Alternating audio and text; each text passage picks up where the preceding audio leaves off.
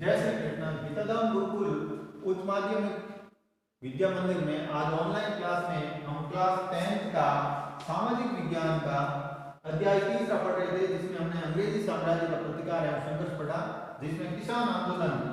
आज हम पढ़ेंगे बेगू। पहले हमने किसान आंदोलन बिजोलिया के बारे में पढ़ा था। आज हम पढ़ेंगे किसान आंदोलन बेगू।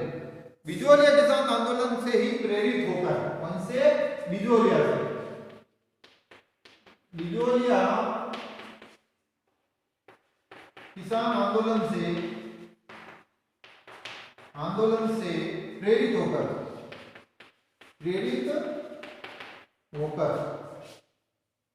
ही बेगू किसान आंदोलन हुआ। कौन सा?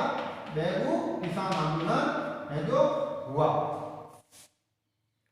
बेगू ठिकाने के कृषकों ने भी 1921 में इसी से प्रेरित होकर 1921 में इससे प्रेरित होकर है जो ये आंदोलन उन्होंने शुरू किया, और वही ठिकाने के विरुद्ध है जो लाग बाग के है जो विरुद्ध ये आंदोलन था।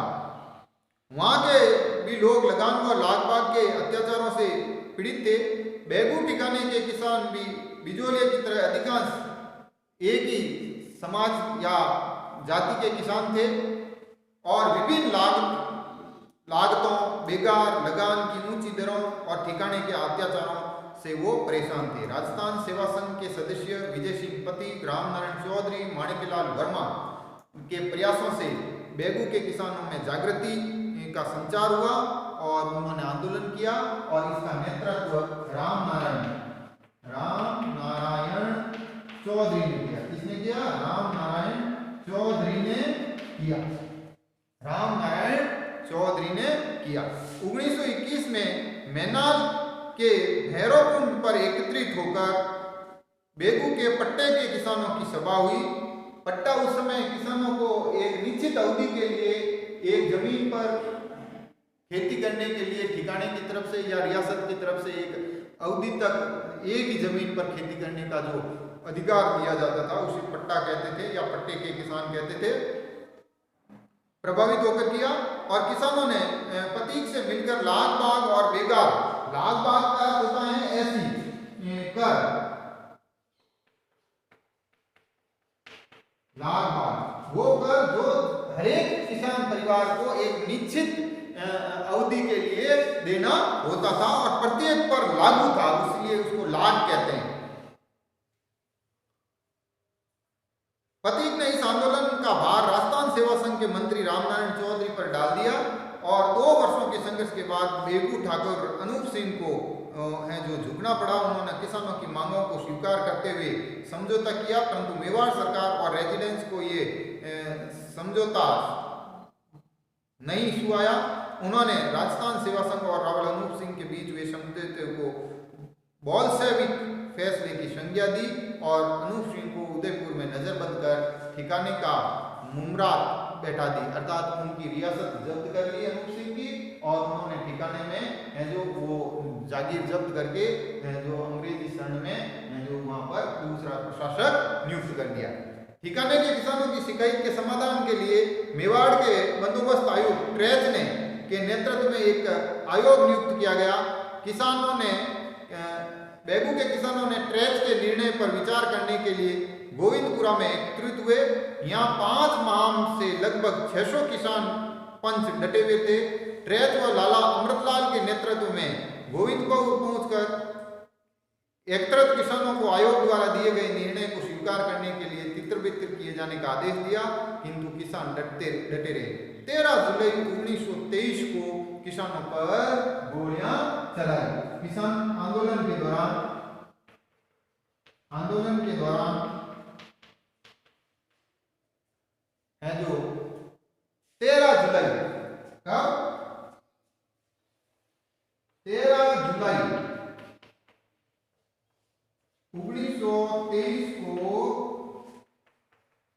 गोली चलाई अंग्रेजी रेजिडेंस और रियासत में,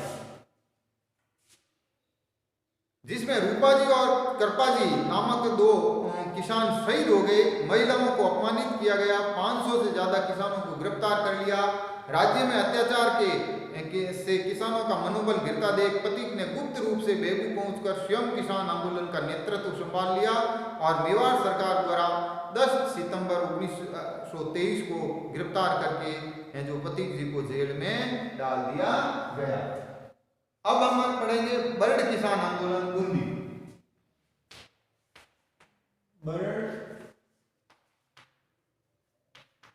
किसान आंदोलन बूंदी। बर्ड किसान आंदोलन बूंदी।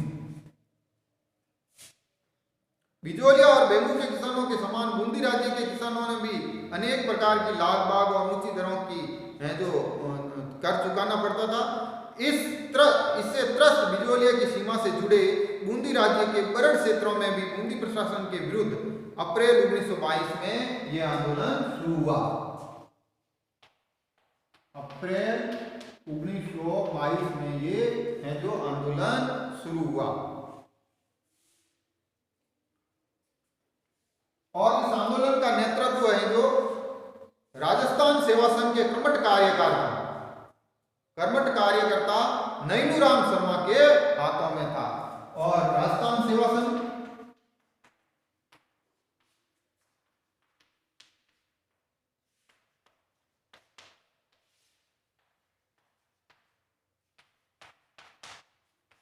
नैनूराम शर्मा के हाथों में ये आंदोलन था। 27 सितंबर 1925 को राजस्थान सेवा संघ की हाड़ौती शास्त्रिका की एक सभा में शासन को किसानों की समस्या से परिचित करवाने के लिए नैनूराम शर्मा को अधिकृत किया और 1927 को बाद राजस्थान सेवा संघ के अंतर्विरोधों के कारण यह आंदोलन बंद हो गया। अब है निमूचना किसान आंदोलन।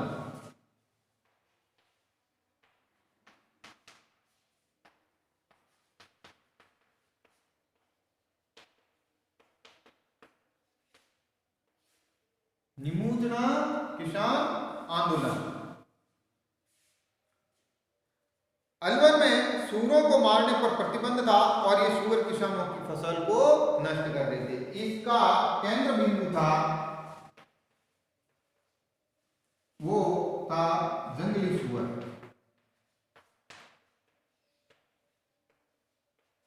जंगली सूअर जो किसानों की फसल को नष्ट कर रहे थे। इससे दुखी होकर 1921 में अलवर के किसानों ने आंदोलन प्रारंभ कर दिया।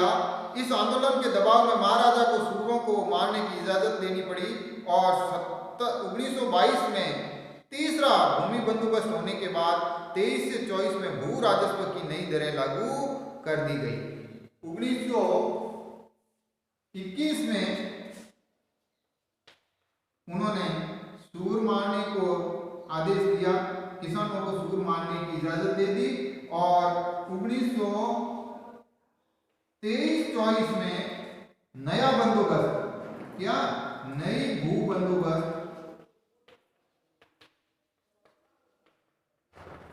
ये एक भूमि के लगान को तय करने की प्रकृति होती है, भूमि बंदोबस्त उसके विरुद्ध किया गया था। और इसको समाप्त करने के लिए है जो किसानों ने बंदोबस्त द्वारा जातियों के विशेष अधिकार को समाप्त करके जो आंदोलन शुरू किया वो आंदोलन ने राजपूतों ने इसमें विशेष भूमिका बनाई।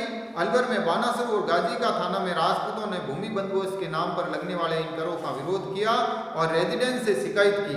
इस प्रकार शिकायत करने से महाराजा जयदेव सिंह बहुत हैं जो क्रोधित हो गए।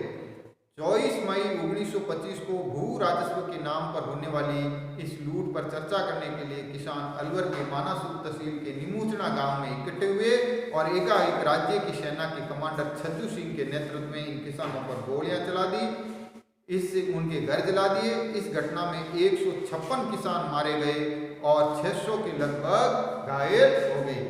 14 मई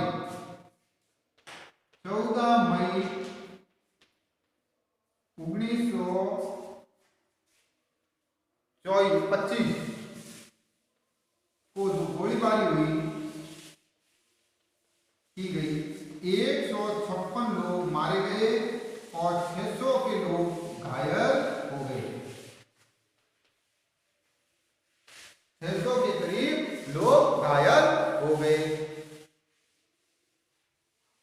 रियासत नामक समाचार पत्र में इस हत्याकांड की तुलना जलियांवाला बाग से की गई और यंग इंडिया के जो अखबार था अंग्रेजी, उसमें तौरी डायर शाही की इसको संज्ञा दी गई। और इसके बाद राजस्थान में और भी हैं जो प्रजामंडलों की स्थापना हुई। तो 20वीं शताब्दी के अंत में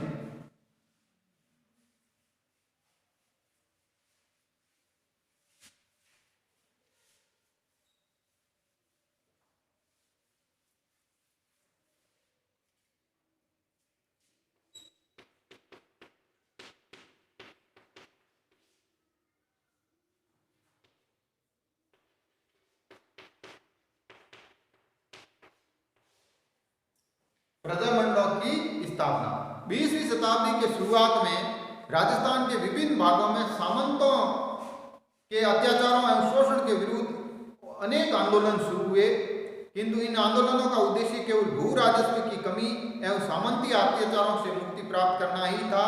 1920 में कांग्रेस द्वारा देशी रियासतों के आंतरिक मामलों में हस्तक्षेप न करने का प्रस्ताव पारित होने के बाद राजपूताना के राष्ट्रवादी लोगों को मायूस होना पड़ा और 1927 में अखिल भारतीय देशी राज्य लोक परिषद की स्थापना हुई। इसकी उद्देश्य था 1927 में अखिल भारतीय देशी राज्य लोक परिषद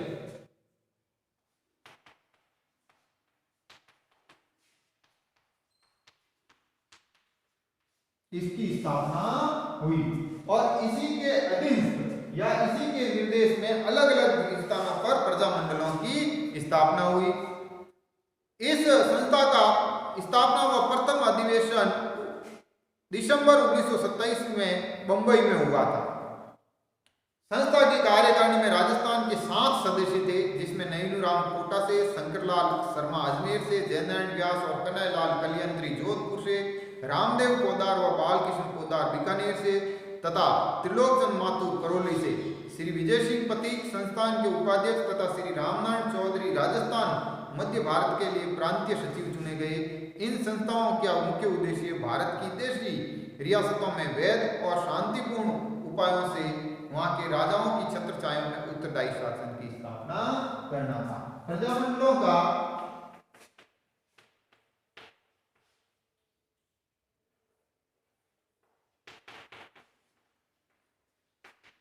उद्देश्य था देशी राजाओं की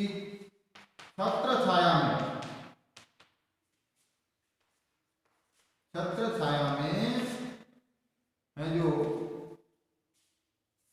उत्तरदायी शासन की स्थापना करना। कैसे?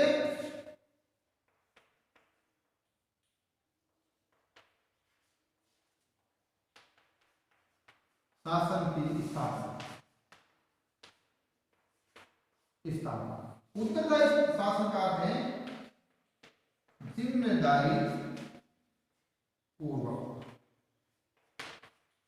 शासन की स्थापना इन प्रजामंडलों का उद्देश्य था।